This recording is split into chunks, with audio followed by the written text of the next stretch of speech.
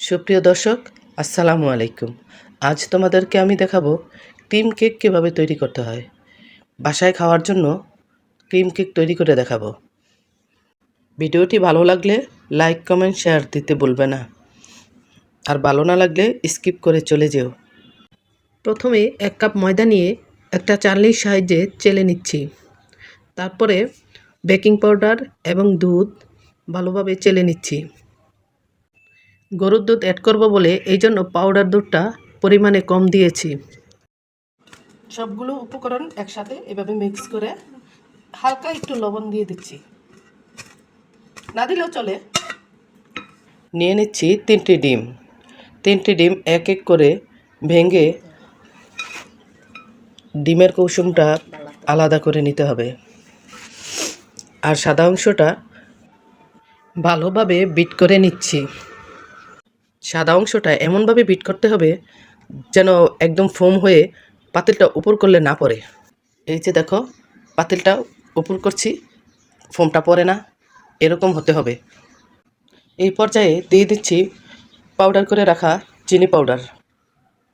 চিনি পাউডার দিয়ে আবারও ভালোভাবে বিটার মেশিন দিয়ে বিট করে নিচ্ছি। এ পর্যায়ে দিয়ে দিচ্ছি উঠিয়ে রাখা কুসুমটা। এ পর্যায়ে আরও ভালোভাবে বিট করে নিচ্ছি। দিয়ে দিচ্ছি 1/2 কাপ পরিমাণ তৈল, রান্না করা তৈল।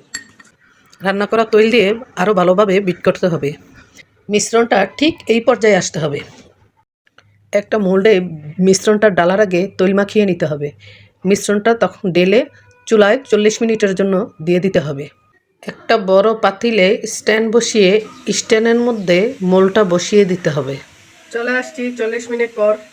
এইভাবে একটা টুথপিক দিয়ে দেখবো যে ভিতরে কাঁচা আছে কিনা। যদি এরকম ফ্রেশ আসে তাহলে ভাববেন যে হয়ে গেছে। এখন আমরা তুলে নেব। আমাদের কেক বানানো শেষ। ওয়াও, কি ফাইন হয়েছে!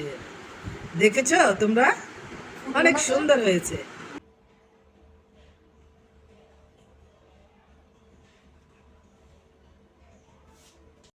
এবারে কেকটাকে একটা সুতো দিয়ে 3 পার্ট করে কেটে নিতে হবে। তোমরা যে কটা পার্ট করে লেয়ার দিতে চাও দিতে পারো, কিন্তু এখানে আমি 3 পার্টে লেয়ার দিব। তোমরা চাইলে বেশি কম দিতে পারো। এই যে দেখো, আমি কয়টা পার্ট করেছি। 1 পার্ট, 2 পার্ট, এই যে 3 পার্ট। আমি এই 3 পার্টে লেয়ার দিব। এখানে আমি একটা বড় ডিশ নিয়েছি। তোমরা চাইলে কেকের রানার কিনতে পাওয়া যায়, তোমরা রানার কিনতে পারো। প্রথমে নিচে একটু ক্রিম দিয়ে প্রথম পার্টটা দিয়ে দিলাম। এবারে প্রথম পার্টটার মধ্যে একটু চিনির পানি দিয়ে দিচ্ছি পুরোটার মধ্যে। চিনির পানিটা দেওয়ার উদ্দেশ্য হলো ক্রিমটা যেন কেকটার মধ্যে ভালোভাবে বসে যায়। প্রথম পার্টে ক্রিম দেওয়া শেষ হয়ে গেলে দ্বিতীয় পার্টটা বসিয়ে দিচ্ছি। দ্বিতীয় পার্টটা বসানো হয়ে গেলে এটা তো আবার ভালোভাবে চিনি পানি দিয়ে দিচ্ছি। চিনি পানি মিক্স করা হয়ে গেলে দ্বিতীয় পার্টেও আবার ভালোভাবে ক্রিম দিয়ে দিচ্ছি। দ্বিতীয় পার্টে ক্রিম দেওয়া হয়ে গেলে এবারে তৃতীয় পার্টটা দিয়ে দিচ্ছি। তৃতীয় পার্টে ভালোভাবে আবার চিনি পানি মিশিয়ে দিচ্ছি। চিনি পানি মেশানো হয়ে গেলে আবারও ক্রিম দিয়ে ফিনিশিং দিয়ে দিচ্ছি।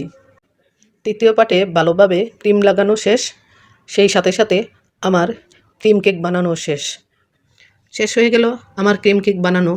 তোমরাও বাসায় করে খাবে, আশা করি ভালো লাগবে। আজ এই পর্যন্তই, আবার দেখা হবে অন্য কোনো সময়ে অন্য কোনো ভিডিও নিয়ে। কেমন? আল্লাহ হাফেজ।